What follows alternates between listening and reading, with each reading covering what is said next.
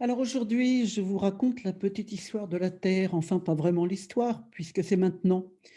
Maintenant, la montagne, la neige, l'Adret, l'Ubac, de joyeux torrents qui dévalent les pentes. Bref, la montagne, la voici encore. Vous voyez les, les rochers, le ciel bleu et des coulées d'avalanches peut-être. Alors évidemment, on déplore quelques tsunamis, l'arrivée de ces murs de mer quelque peu terrifiants si on veut, mais tout va bien. Écoutez, il faut le dire, tout va bien. Évidemment, il y a des licornes qui reviennent par la bande, d'étranges licornes venues d'un autre monde, des licornes complètement kawaii qui de surcroît fument. On se demande bien quoi.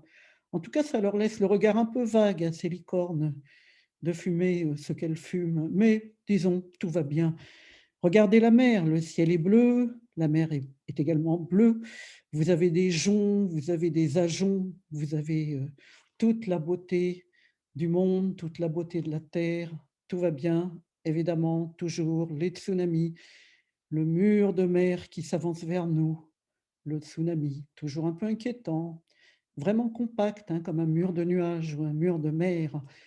Et puis les volcans, bon, on est habitué aux volcans, ils dégagent effectivement dans l'atmosphère, comme on le voit, hein, toutes sortes de matériaux, quelque peu sombres, manifestant peut-être ainsi d'étranges dessins, un peu sombres aussi. Mais les volcans, on les connaît, alors certains ont un regard tout à fait étrange comme celui-ci.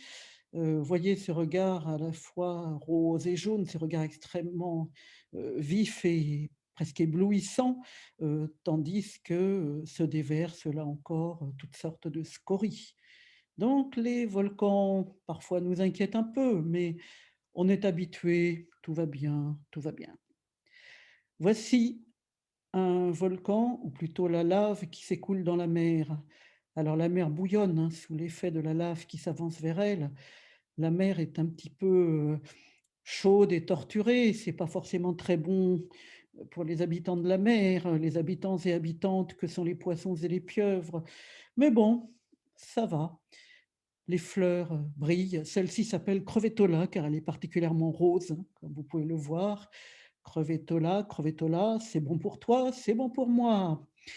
Et les fleurs continuent à fleurir, à s'épanouir. Alors on peut commencer à être un peu frappé par l'évolution de certaines, des couleurs de plus en plus étranges, de plus en plus fluo, et puis un petit côté minéral, comme si des diamants étaient cachés en elles, comme si elles commençaient à subir d'étranges et mystérieuses mutations. Mais tout va bien, tout va bien. Regardez la pieuvre des grands fonds avec son œil noir ici, qui vous regarde, et puis ses tentacules, hein, qui sont autour d'elle comme ça, que de tentacules, que de tentacules. Combien en a-t-elle? Normalement 8. Ici, il y a même une espèce d'animal à l'œil un peu inquiétant qui ne demande qu'à essayer de mordre un tentacule de cette étrange pieuvre, mais bon, non, il n'y arrive pas.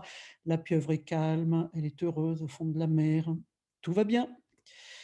Et évidemment, certaines craignent le retour du fameux Cthulhu de Lovecraft, ce terrible monstre, à l'allure à la fois de pieuvre et d'on ne sait quoi, enfin, une espèce de grand ancien terriblement inquiétant.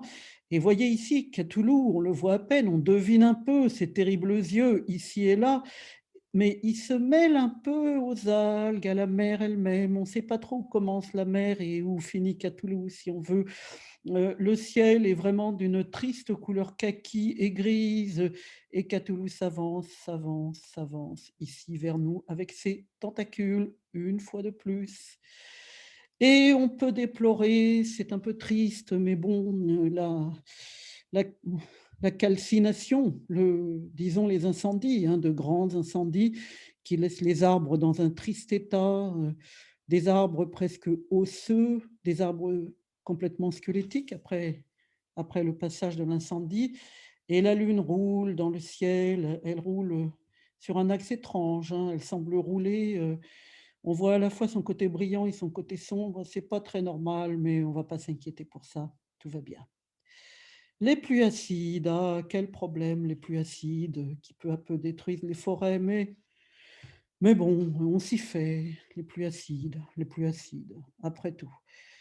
Alors voilà qu'arrive une petite bête, une petite pangoline, hein, comme elle est chou. Regardez comme elle est chou, elle est toute paumée, cette petite pangoline. Alors voilà, voici de nuit, hein, vous voyez ce pangolin qui se glisse comme ça dans les herbes avec, son petit nez pointu, ses 2 petits yeux, ses petites oreilles et puis sa carapace, cet étrange animal, hein, quand on y pense, qui est à la fois mammifère et couvert d'écailles. Il en est d'autres, mais c'est quand même assez particulier.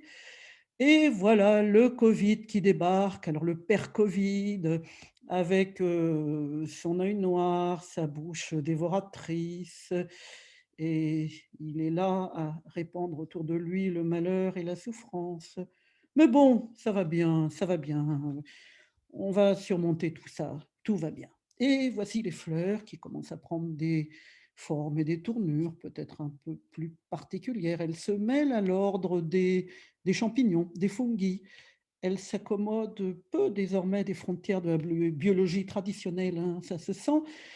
Les berges, là encore, sous l'effet de la lune, les estuaires, les berges se transforment peu à peu et les fleurs s'approchent d'une espèce de modèle étrange des vanitas, des vanités, du XVIIe siècle traditionnelles comme celle-ci. D'autres fleurs sont de plus en plus inquiétantes et la lune roule dans le ciel, de façon de plus en plus bizarre et les fleurs brillent, avec des couleurs artificielles sur fond d'atmosphère quelque peu, disons, polluée. C'est manifestement assez net. Quant aux animaux, comme cet étrange poisson-tigre, lui aussi commence à évoluer de façon un peu étrange, commence à se transformer, disons, on ne sait pas trop. Qu'est-ce que c'est que ces tentacules? Qu'est-ce que c'est que ces yeux? Qu'est-ce que c'est que cette crinière? Où commence le poisson? Où finit le tigre? Et pour finir, il faut bien finir avec une pieuvre. Et celle-ci est assez terrifiante quand on y pense avec son système de double regard, hein, puisque, n'a-t-elle pas ici un œil absolument terrifiant, mais en même temps un petit peu caché, tandis que d'autres yeux, 2 autres yeux ici et là apparaissent. Vous voyez cette pieuvre? Alors cette pieuvre, on en revient toujours à la pieuvre, on en revient au Cthulhu originel et peut-être les choses sont-elles, sait-on jamais, un petit peu en train de se gâter.